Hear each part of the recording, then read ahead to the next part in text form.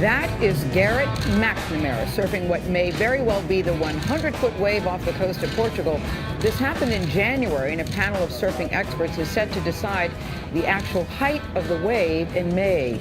Garrett McNamara is here with his first live network interview since that very memorable moment. Good morning to you, Garrett McNamara. Good morning. Thank you for having me. No, we are so glad you're here because I'm thinking you're trying to meet nature at its most ferocious state when you're standing there on your surfboard. So really take us there, what that feels like and how bad it could get for you. You know, what it feels like, Garrett. That's where I'm comfortable, but for the average person, I kind of compare it to snowboarding, but to really bring it home, like say you're driving in your car and you're on a really bumpy road and you're going as fast as you can possibly go and there's an avalanche coming after you. And instead of trying to run away from that avalanche, you try and put yourself right next to it, as close as possible to it, and just kind of, for lack of a better word, taunting the avalanche. Yeah. And so what do you feel at that moment? Thinking, seeing?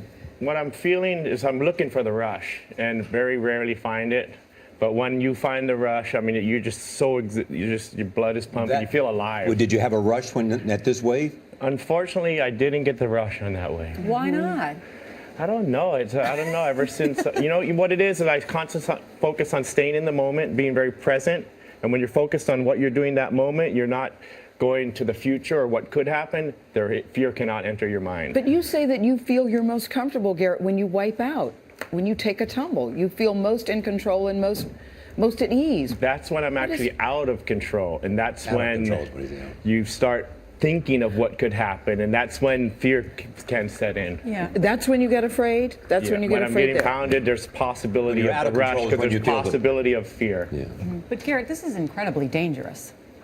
You know, everybody has their comfort zones. I won't jump out of an airplane. I won't ride a horse. I like big waves. It's where I'm comfortable. You won't ride a horse? No, my daughter's a specialist at riding horses, and she can't get me on one. Other than the fear of drowning, how bad can it get for you? Because I know that you've been really severely injured in the past. You know, I'm actually battling an injured shoulder right now, and luckily we have these new wave jets that you can catch waves without having to paddle too hard. And it actually enable wounded warriors or physically handicapped people to surf. And Garrett, you're 45.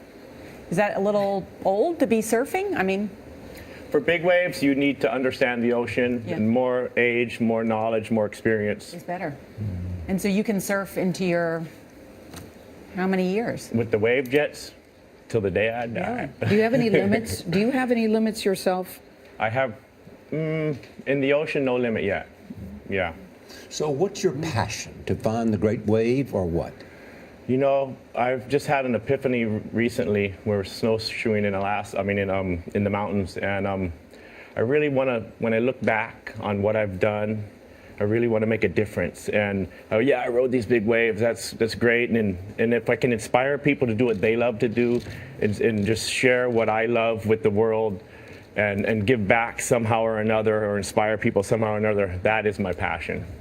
Who's the greatest surfer of all time? I'd have to say Kelly Slater. Really? Yeah. And your wife is in the green room. She said she doesn't worry about you because she said you know exactly what you're doing. We're pretty calculated and focused. All right, Garrett McNamara, thank you. Thank you.